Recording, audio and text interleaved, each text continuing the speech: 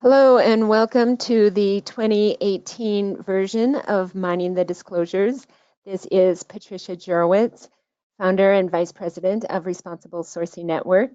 I'm very happy and excited to welcome everyone to our launch webinar for Mining the Disclosures, an investor guide to conflict minerals reporting in year 5. I do want to let everybody know that this webinar is being recorded for those who could not join us at this moment. Also, everyone is in listen-only mode. We will unmute you if you have a question during the question and answer period. If you have a question that you want to text to us, please use the GoTo portal to submit your question, and I will read it for you. Or if you want to ask it yourself, please raise your hand and we can unmute you to ask the question. I also want to let everybody know that the 2018 Mining the Disclosures report is now live on the Responsible Sourcing Network website. You can link to that through our homepage, or if you'd like to go to it directly, it's sourcingnetwork.org/mining-the-disclosures. So with that, I'd like to go ahead and introduce all of you to our panelists. Along with me, we have Raphael Debert, who is RSN's consultant and lead author for the 2018 Mining the Disclosures report, as well as Leah Butler, who's the vice president of Responsible Business Alliance and has been running the Responsible Minerals Initiative for almost 5 years. Raphael will speak first, going over the results of this year's report, and Leah will go next. We will leave a few questions for Raphael. We'll have those after he speaks, as well as questions at the end of the webinar. So looking at this year, next slide, I do want to mention that this is our 5th year of RSN issuing this report. It will be Raphael's 2nd year in being the lead author. So we're looking forward to seeing how the scores have changed from last year versus this year. Raphael will go over that. But we started with this report with the 2014 submissions to the Securities and Exchange Commission after laying out expectations for what we would like to see for companies to report and to have robust reporting, with a special focus on making this information accessible and available to investors who are interested in knowing how companies are taking action and reporting on their activities regarding conflict minerals. So with that, I will turn it over to Raphael to hear about this year's results. Thank you. Go ahead, Raphael.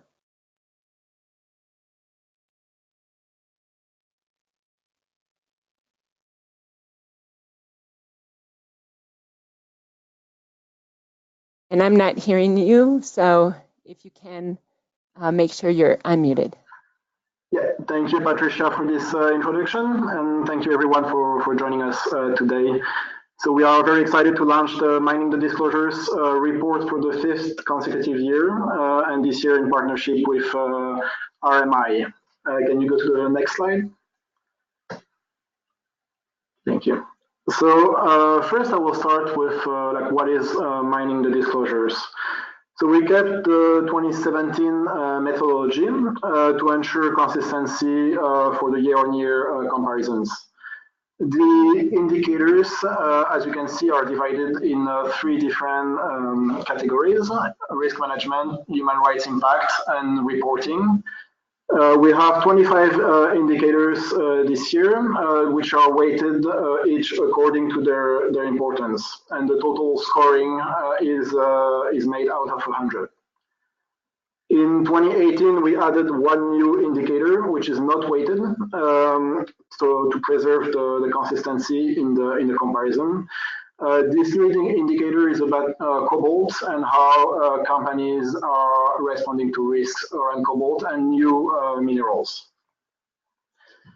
Regarding the sample of Mining the Disclosures 2018, it is also consistent with the 2017 reports. We still have 206 companies, Some companies have changed in case they went bankrupt, they merged, or they were delisted from the US market. These companies are divided in 26 industry groups and 8 industry sectors. And all the companies are chosen within these industry groups depending on their market cap. So we choose the biggest companies. Next slide, please. So when looking at the performance results and metrics, company scores appear quite stable. However, there is a relative decline in the sample, but most of the companies still remained in the same category as in 2017. So that's why it appears somehow stable. It's quite important to underline that the 3 lowest categories, the weak, minimal, and adequate categories represent still more than 88% of the sample. Which is a slight increase compared to 2017, where they were 85%. The category strong is actually the most impacted by change. 7 companies changed from this category, with 1 company actually increasing, 1 company being delisted, so not in the ranking anymore, and 5 companies decreasing their scores. So this is the trend that mining the disclosures underlined this year. There is no major drops overall, but just a general poor quality of the filings and not a general improvement of the filings. Next slide, please. So this is very clear when looking at the indicator level. So as you can see, 67% of the indicator scores were flat or decreased this year compared to 2017. And only 21% of the indicators actually increased from the whole sample. So this is actually only 4 indicators out of the 25 indicators. So according to our research, the same problem remains as last year. The 5 steps of the OECD guidance suffers from very different implementation issues, and we'll now look a little bit more at the specific steps one by one. So regarding step 1, which in the guidance is the establishment of strong company management systems. So it's usually well implemented by companies with a total score around 60% for each indicators. Companies are developing internal systems, including conflict mineral policies that are in line with the OECD guidance. However, developing policies is not always sufficient, and the problem in this year's result shows that the implementation of these policies are actually not very well performed. So what's the step 2? Identify and assess risks in the supply chains. So the performance there is quite stable compared to last year. We saw actually a slight increase in some indicators. However, one indicator dropped significantly, which is the in-scope determination, so the ability of a company to choose which suppliers performing due diligence on. And this indicator drops by around 10 points. So the overall performance of these steps, step 2, remains quite low. We are still at below 50% of the whole sample.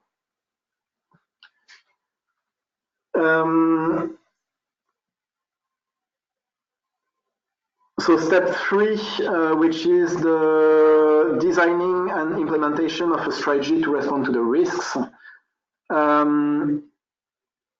So there is clearly a quality decrease at this level, with a particular issue around the risk response at the smelter level. There is a decrease in depth of the company due diligence, which now companies focus mostly on the first tier suppliers and kind of forget a little bit the choke points that are, for example, the smelters and the refiners. Step 4, which is the third-party audits of the supply chain. Step 4 is last year, very almost inexistent, I would say. Only 2% of the companies in the sample group perform an independent private sector audit. And finally, step 5, which is the report on supply chain due diligence. For this step, there is a relative decrease in the different indicators. And there is a significant drop actually in the continuous improvement indicator. So the companies apparently show reluctance or inability to provide long-term due diligence, which is very much linked to the current US administration lack of implementation of Section 1502. Regarding, next slide, please. And actually, Raphael, can you just speak a little closer to the microphone? Or if you're on speaker, come off speaker, because we're getting some comments that you're a little difficult to hear. Oh, okay, sorry for that. Thank you. So regarding the industry groups scores, so 5 groups actually increased. The auto manufacturers, the auto parts, the chemicals, the industry products, and the aerospace and defense industries. This is usually due to the very good performance of a handful of companies, while the majority of the companies in these industry groups actually were stable or decreased. So we have the example of Ford, for example, which gained like 12.5 points, which boosts the auto manufacturer score. Generally, more than half of the companies saw their score decrease from 2017 to 2018. Next slide, please.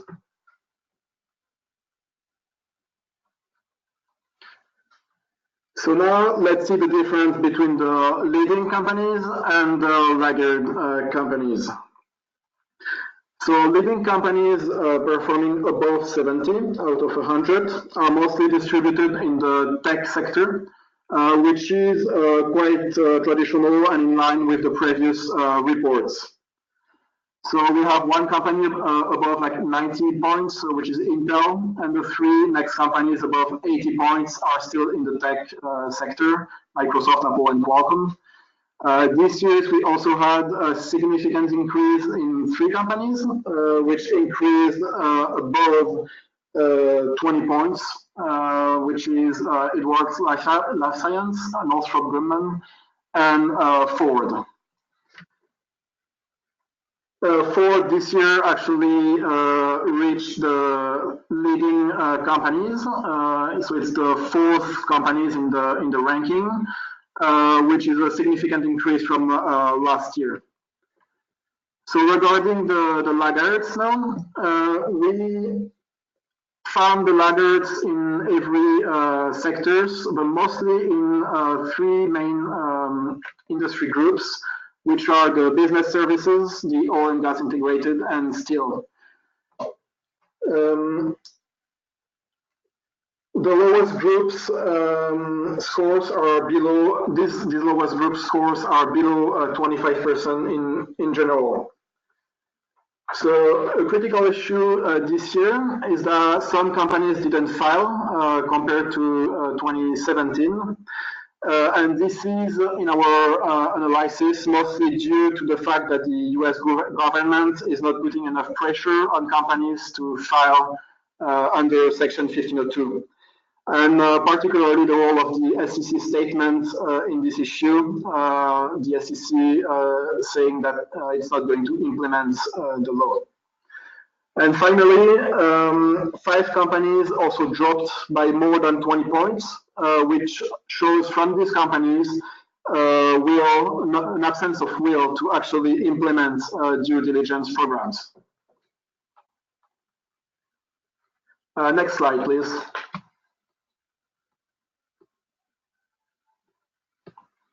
Thank you. So this year, Mining the Disclosures also explored a new mineral, which is cobalt. And we wanted to include more new raw materials and to push companies to adopt proactive due diligence policies and reporting for new minerals and new risks. So new minerals in this case could consist in like cobalt, lithium, and nickel, but also other raw commodities. And new risks that are spurred by these new minerals are focused also around like child labor. We have a lot of environmental impacts, a lot of community relations impacts.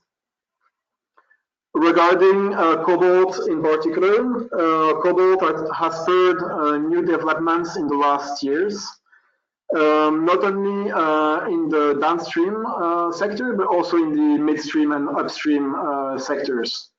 So, for example, in the downstream sector, we have the RMI work on cobalt, which Leah will explore after me. In the midstream sector, we have initiatives by the Cobalt Institute with the CRAF framework. And in the upstream, we also have on-the-ground initiatives, such as the Better Cobalt pilot project and different blockchain pilot projects in the DRC, mostly focusing on ASM cobalt. Next one.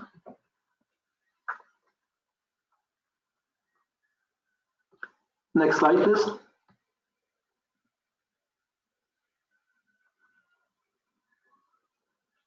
I think you passed 2 slides there. And actually, one suggestion, Raphael, is if you turn down the volume a little bit on your microphone, we might not get as much feedback. Yeah, the microphone is at its max, so like we cannot change that. Sorry. So now, what's the leading companies? How they build their successful due diligence program? So the few lessons that we learned from successful companies in this field are that they are like ongoing, proactive, and risk-based due diligence programs. Also, these companies apply strong risk assessments, which allow them to actually provide appropriate risk mitigation measures. And finally, these companies also provide a strong example of the importance of cooperation over competition and the importance of adopting policies that are based on collaborative and multi-sectorial approach. So from their internal system, these companies that are leading the ranking adopt mostly 2 approaches. One that is mostly internal, with the first step would be the cooperation with first-tier suppliers to build leverage over the supply chain and to build trust between them and the suppliers. This first step is also a good way to build trust in the whole supply chain and not focusing only on the first-tier suppliers. The second step of this first strategy is to adopt comprehensive risk assessments, leading to appropriate risk mitigations. So in this case, we can see the example of, for example, Apple, which assess risks by reading and reviewing incident reports and applies these risks to its supply chain. On the second strategy, which is mostly external, companies focus on cross-industry collaboration. So, for example, it's the case of the Responsible Minerals Initiative. Also, they adopt mineral-specific frameworks. So, for example, CRAF for cobalt. But they are also part of standard-setting initiatives, which is the case for IRMA, for example. Still on the external strategy, there is a strong support for underground projects and sourcing from leading companies. So these include 3TG's minerals, so for example, Solutions for Hope or a Better Sourcing Program, but also cobalt minerals. So for example, the Better Cobalt pilot project. Next slide, please. So now, what can investors do to push companies to adopt these due diligence systems? Investors should first condition their investments.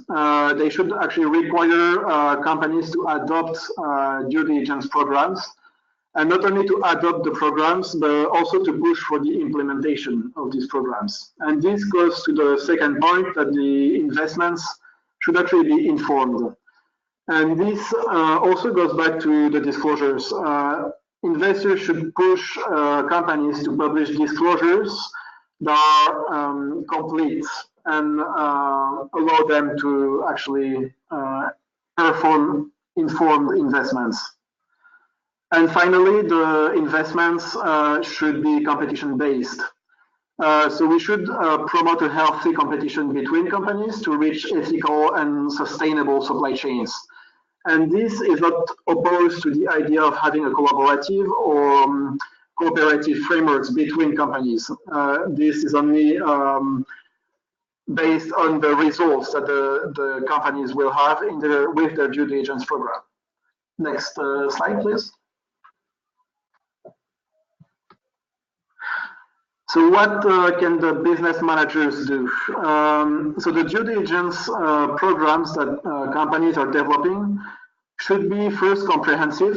And this is the idea of adopting programs that are able to include new minerals or new risk-prone materials. Not only minerals, but like, for example, wood or rubber. This idea of being comprehensive also comes to the idea of mapping the supply chain to identify properly the choke points in the supply chains and all the risk areas that the company is facing. The due diligence must also be proactive, and this comes back to the idea of including new minerals in the due diligence systems before the material risk for the company appears. And the proactivity is also to include these new risks and align with the current legislations and the current standards that are in place in different organizations. And finally, the due diligence must also be collaborative. And this is the way to ensure a long-term relationship with the suppliers, but also between the companies or with the companies and some standard setting organizations, for example.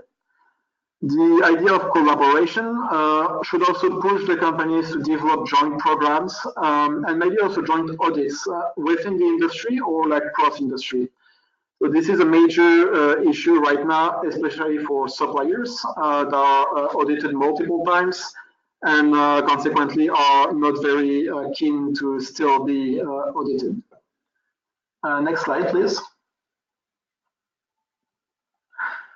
And finally, what are the recommendations for policymakers?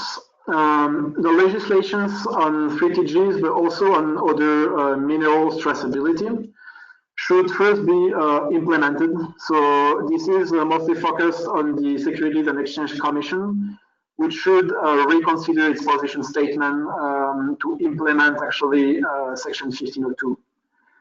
The other legislation currently being developed is the European legislation, which must be developed and must have strong implementation mechanisms. So this legislation will be based on each country's implementation. So each country will decide which part of the government applies the law. So it can be the financial regulator or the Ministry of Finance. So this should be clear. The legislation should also be comprehensive. So this is coming back to the unintended consequences of Section 1502.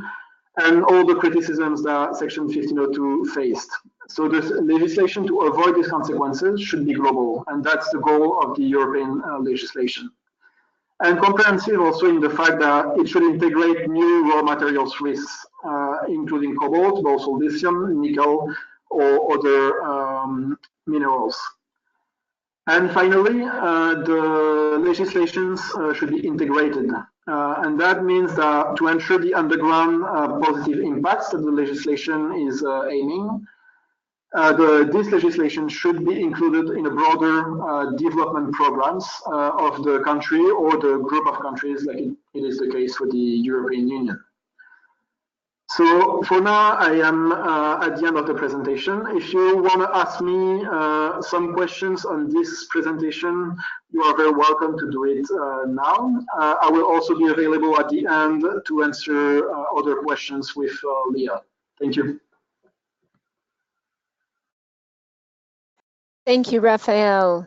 I did receive a few questions in the portal, and one thing I do want to point out is that indeed the results that we have here are from a sample group of the overall submissions to the SEC.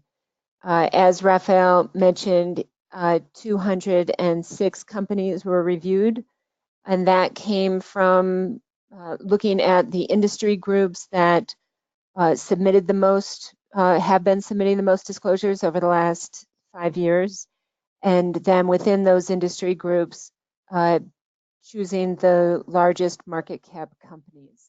Raphael, I don't know if you want to point out a little bit more in regards to specifically how we chose our sample group. Yeah, so the sample group, as you say, is based on the market cap. So we decided to choose some industries that we knew were very much impacted by Section 1502, and from these industries, choose the largest market caps. So the changes that we saw this year and last year between the sample is, as I said, just due to companies that are merged, that are bankrupted, or that are delisted. So they're not subjected to the law anymore. Okay, and another question that has come in is regarding those unintended consequences, as you mentioned, or the criticisms of unintended. Have you seen changes in company or multi-stakeholder efforts to respond to those criticisms? Yeah, there has been, I think, some changes, especially in the multi-stakeholders efforts to actually include Congo on the map. The important criticisms against Section 1502 in 2012 were due to an embargo that the Congolese president put on Congolese minerals. So it's not directly due actually to the law, it's very indirect. And now we see a lot of multi-stakeholders group and companies pushing for supply chains coming from Congo, actually, and just kind of like implementing due diligence on the supply chain to ensure that the mineral is produced responsibly, but still from Congo.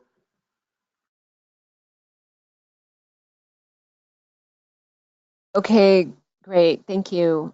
And with that, I do want to reiterate that both the webinar as well as the slides will be posted on the Responsible Sourcing Network Mining the Disclosures webpage after the presentation. It will just take us a day or two to make that available, but we will include the link with the thank you webinar that will go out, or the thank you email that will go out after the webinar.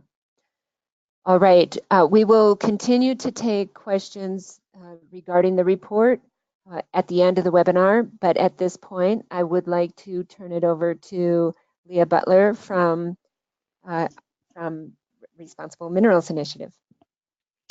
Thank you, Patricia, and thank you, Raphael, for that helpful overview of the new Mining the Disclosures report.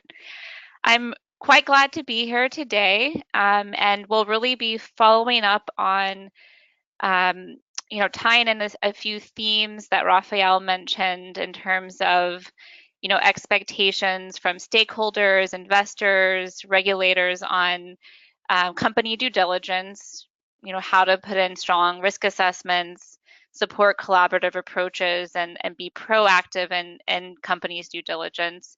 And I'm going to be focusing on a few particular elements here of the Responsible Minerals Initiative.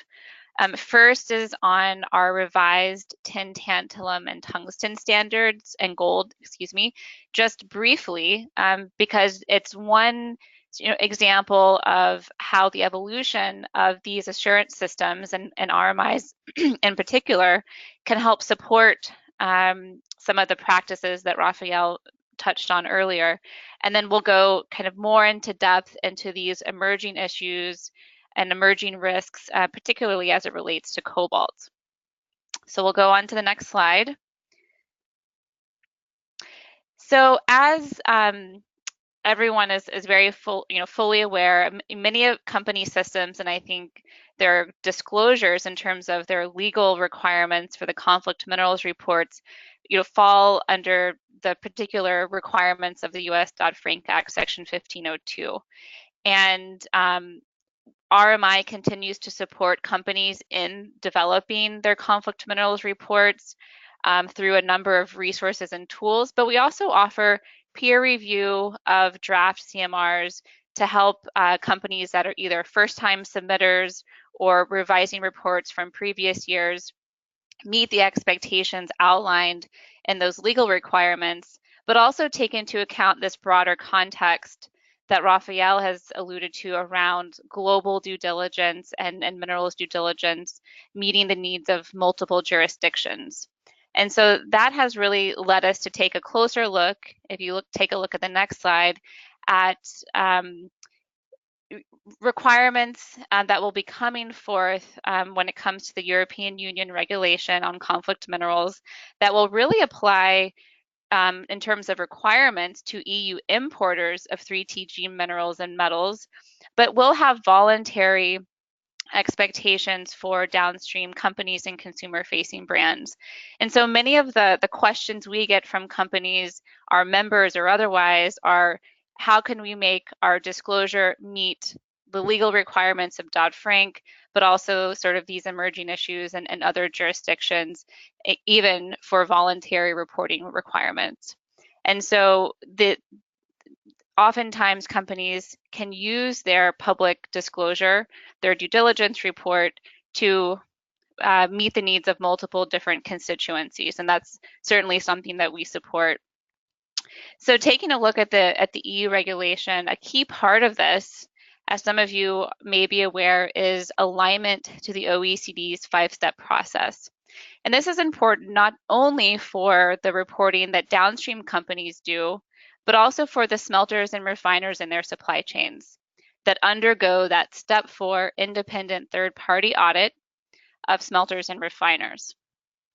And the European Union has worked closely with the OECD over the past many years, as well as the 5 assurance programs that were part of this pilot to gauge how closely the RMI's auditing program, Responsible Jewelry Council, LBMA, ITSCI, and DMCC are to this guidance. And this is all really, one is just checking to see how closely we're following the guidance, but also in preparation for these mandatory requirements coming down the pipeline.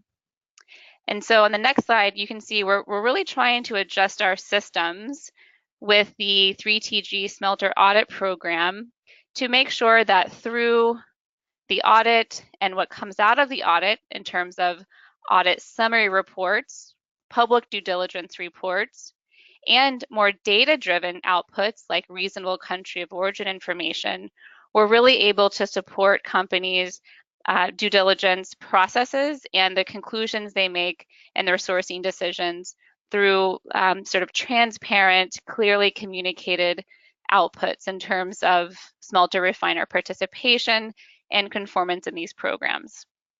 And so this is just an example of really how we can work through collaborative lenses and collaborative approaches really at different levels of the supply chain with the downstream companies, tier 1, tier 2, tier 3 suppliers on practices and policies, on supplier engagement, but also with the smelter refiner level, really providing capacity and training to adjust their systems so that they're meeting the expectations of the guidance as well.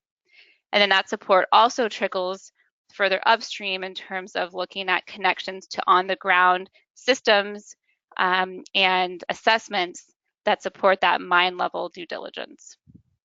Next slide. So just a heads up about this, because this will, we anticipate, get folded into reports going forward as the RMI standards have now been revised in 2016 and 17. Implementation of our revised standards occurred in 2018, so this year, and they become mandatory for all smelters and refiners in our program starting January 1.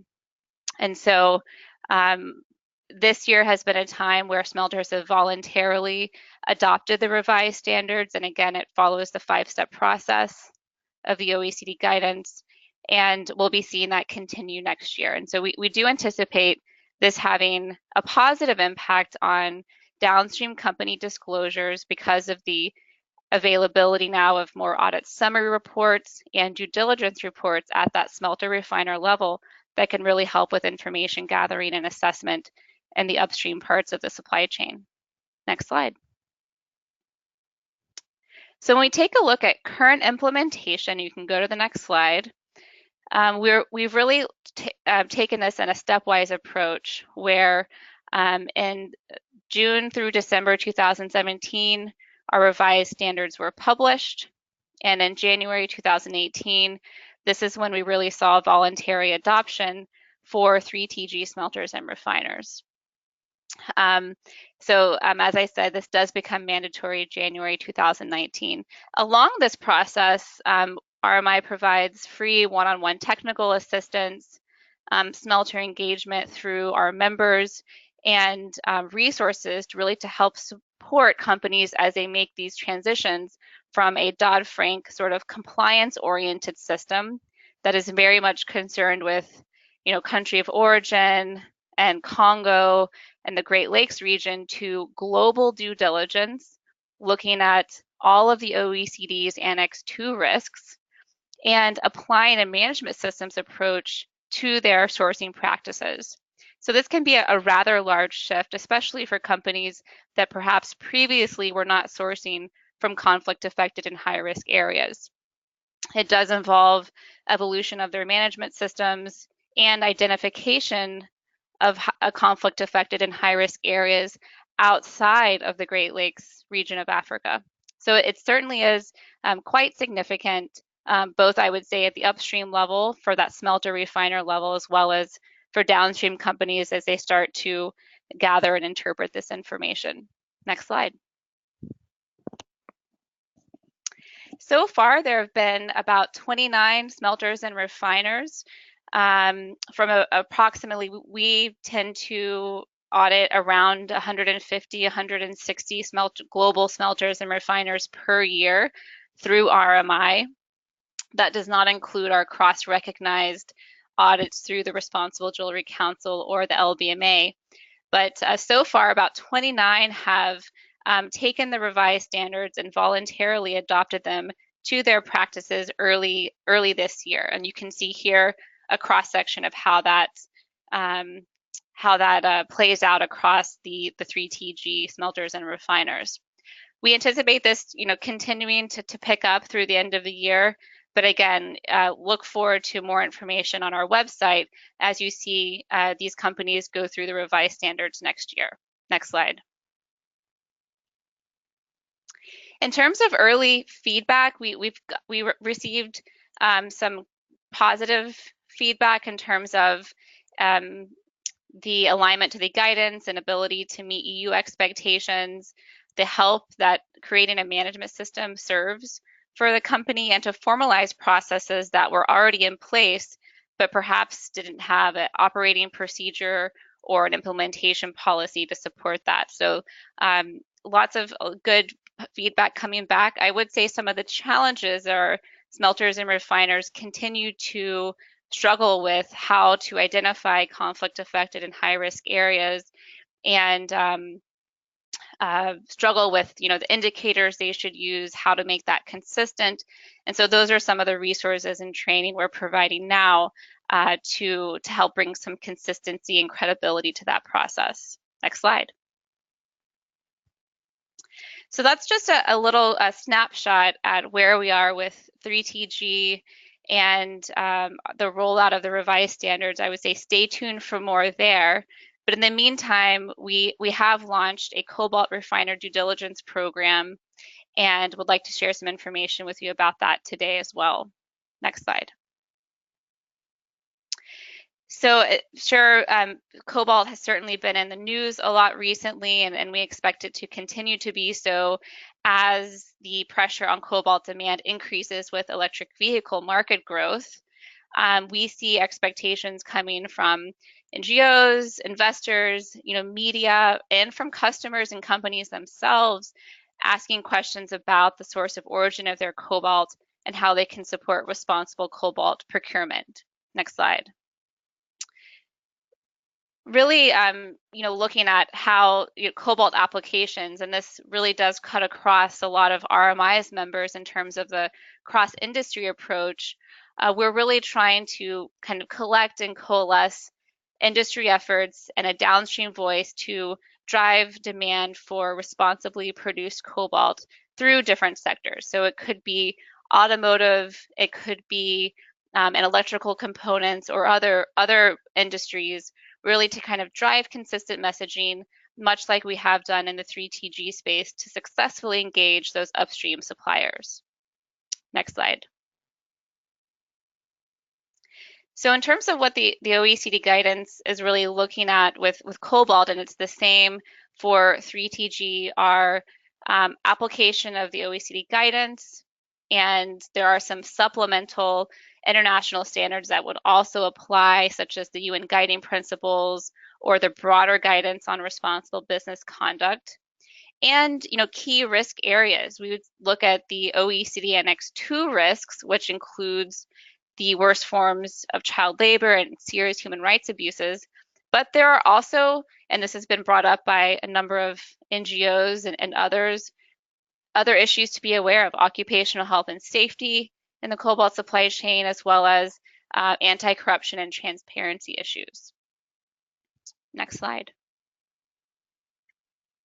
In terms of RMI's approach to help lend some infrastructure and lend some resources to this, is really to apply the existing frameworks that have been utilized across a number of supply chains in the OECD guidance to look at how we can deploy tools and resources, risk assessments, assurance infrastructure where appropriate, to provide data on supply chain mapping, identification of suppliers, as well as a third-party assurance process into the cobalt supply chains.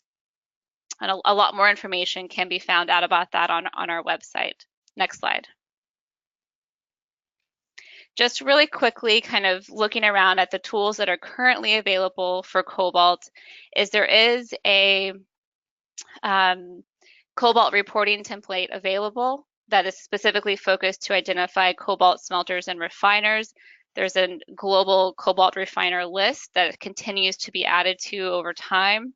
We have a risk readiness assessment, which can be used for companies to assess risks in their cobalt supply chains. And we also have launched a pilot cobalt refiner due diligence program for refiners to undergo their OECD Step 4 audit. All of this is really in support of, again, company due diligence and participation and engagement with the supply chain, so they can have robust and complete and progressively improved due diligence disclosures over time. Next slide. And if you'd like to take a look at the draft, or I should say the final pilot Cobalt Refiner Standard, you can download that directly from RMI's website. This has been developed in coordination with the Responsible Cobalt Initiative and our RMI leadership. We're very excited to say we've got the first 2 cobalt refiners currently undergoing the assessment today and hope to have 3 additional refiners as part of this program shortly. Next slide. Just in terms of what the process covers, like I said, it's for cobalt refiners. It's really looking at conformance against the OECD guidance and the Chinese due diligence guidelines. And we're really hoping to wrap up the pilot part in 2018 for a full launch of the program in 2019. Next slide.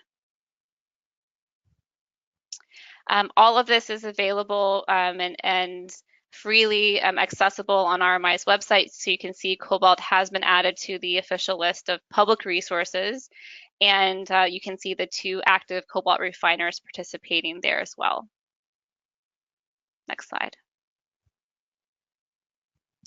So before we just wrap up today, I just want to encourage those companies on the line as they are looking at their compliance programs, looking at their broader responsible mineral sourcing programs and their due diligence reports to think about how they can apply the similar tools or resources or approaches to other raw materials. And it could be cobalt, but it certainly could be other resources. There's certainly a lot of information and tools out there for you to utilize at this point, especially, again, cobalt as that new, I would say, resource that's been focused on quite heavily over the past year, but we do anticipate these tools to be deployed to other resources as well.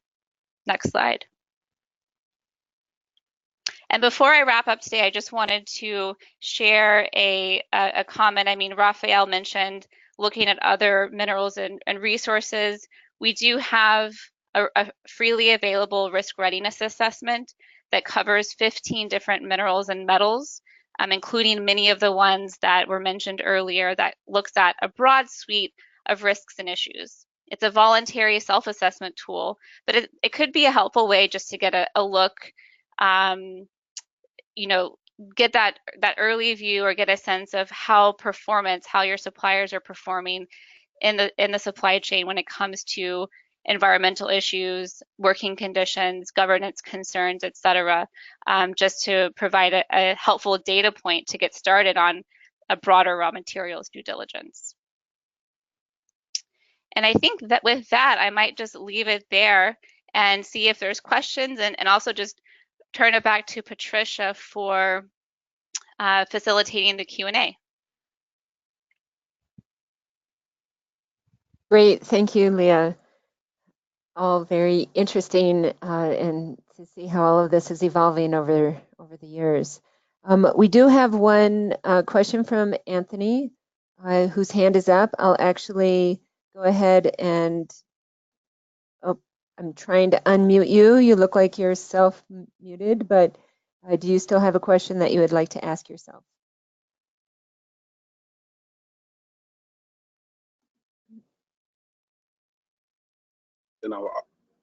I just wanted to know, would this material be available to auditors to use in their assessments, survey assessments and audit assessments? And which materials are you referencing? The ones that we're using today for the seminar. Like everything that we're using now. Like the slides and things like that. That's about it. Okay, great. Yes, the recording and the slides, as well as the full report, and an executive summary, will all be posted for Mining the Disclosures on the Responsible Sourcing Network website, and we'll also make sure that all of those links are sent to you when we send out a follow-up email from this webinar. I do also, yeah, great, and I do want to point out that in the full report, we do have a breakdown by industry group So you can see how companies compare to one another who are all within the same industry group. And that's included in the full Mining the Disclosures report. Okay, great. Right now I have two companies, a cobalt company and potentially like a fishing related company. So great, as well as I believe there are quite a few links in the in Leah's presentation in the Responsible Minerals Initiative efforts, and all those links should be linkable in the we'll post a PDF of all the slides, and so usually we'll make sure that those links remain active in the slide posting, as well okay, as Leah said, on the Responsible Minerals Initiative website, there's quite a few that are all available to the public. okay, sounds good. Sounds good. Great, thank you. All right, we did have another question that came in that I'll read, which is that I think, Raphael, it's oriented towards you. Is getting a third party to gather supplier responses seen as a negative or less as in less connectivity with the suppliers? No, absolutely not for responsible sourcing network. Like the use of third-party auditors is pretty common by companies, and it's actually a good way for brand companies to also build a relationship with their suppliers. During a process of like a third-party involvement, the brand company will still remain very much involved with the third party and with the direct supplier. So it's actually a very good thing in my opinion. Okay, thank you. Another question is here asking, what does Cobalt have to do with benchmarking current conflict minerals disclosures? So cobalt right now is not considered as a conflict minerals. However, it is it has been widely criticized as a mineral with human rights issue, and especially child labor. There is no laws currently implemented on cobalt, and we are just at a responsible sourcing network trying to push a little bit for the companies to increase their due diligence and include cobalt. So it's not in itself a conflict minerals, but it is very problematic mineral on some issues.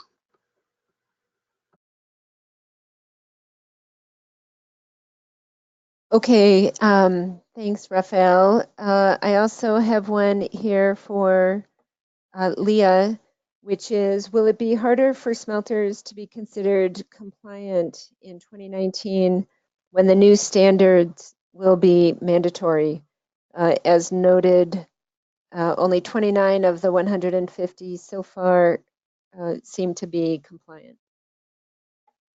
Sure, I can take that one. So keep in mind that so far the implementation of the revised standard has been voluntary.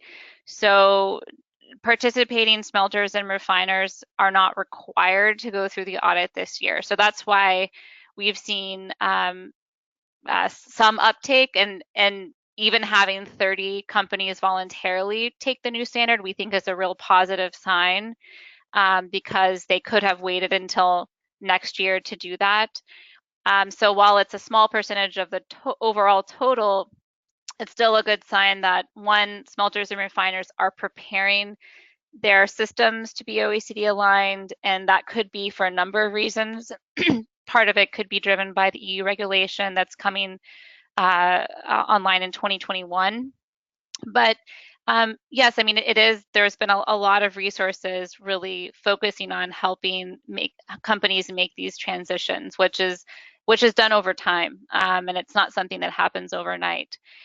So we're really committed, and as our RMI members, to support companies with this transition. And so we do provide a number of opportunities if there are non-conformances or corrective actions under the revised standard for those companies to make the corrections through a corrective action process and to continue to participate in the program.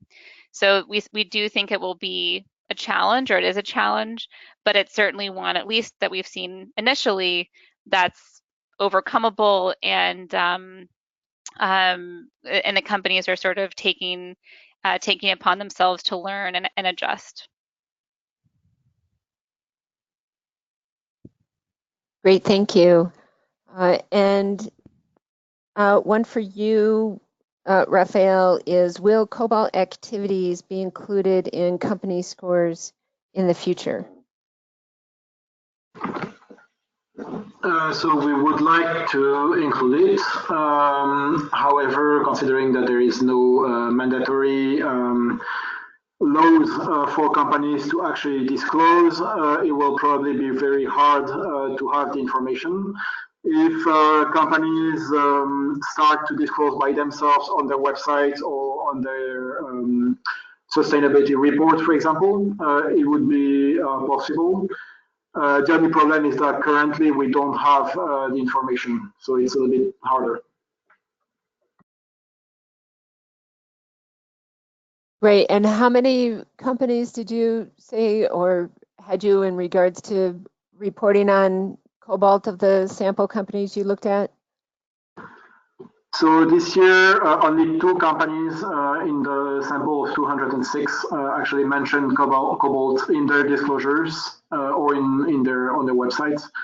And also, this is due because the law is focused on 3TG, so it's quite limited. And what 2 companies were those? These were HP and Tesla. So major users of Cobalt, actually. Yeah, thank you. And Leah, in regards to Cobalt and in regards to due diligence, since Cobalt is not considered a conflict, a mineral originating from a conflict zone, how do the expectations for a company differ and what they're supposed to be doing for a downstream company? Mm-hmm. Sure. So, and I think that's should be clearly stated, and I think it was around, the legal requirements that companies face versus other drivers they may have for their due diligence program. Sometimes those are similar, and sometimes they're distinct, but they relate through, in this case, through the OECD guidance. So I would say in terms of expectations, the OECD guidance does apply globally, and it does apply to all minerals.